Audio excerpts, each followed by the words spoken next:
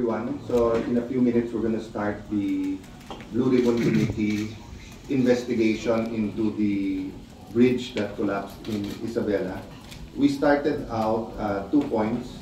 Outrage na nangyari to. And outrage, bakit walang preventive suspension, walang madalian investigation. In the meantime, nag-imbestiga sila. They took our recommendation. So even before formal recommendation of the committee, yung ating recommendation ni Senator Joel Villanueva sa hearing na magbuo sila ng team, ginawa nila. So they will present that today.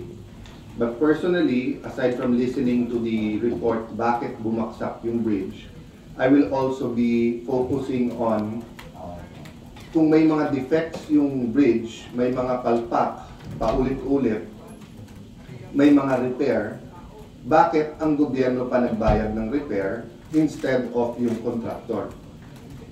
So parang initially lumalabas, palpak ang pagkagawa or design at kasalanan ng contractor at dapat gawin niya to, binayaran pa ng gobyerno, nag-alat pa ng pera, siya din ang nakakuha ng kontrata, kumita pa siya sa palpak niya. So ito ay worse sa priniprito ka sa sariling mantika, di ba? Prinito ka sa sariling mantika, nagka-problema, dinimanda mo pa yung nagprito sa'yo, kumita ka pa ulit. Diba? So, having said that, I'll answer questions now or after the hearing, but we're going to look at individual roles of the different officials. And I'm happy that the higher ranking from the Secretary to the head USECs are all here today. So hopefully, 1 or 2 hearings matapos natin ito. Or maybe the other senators will ask to join after the elections.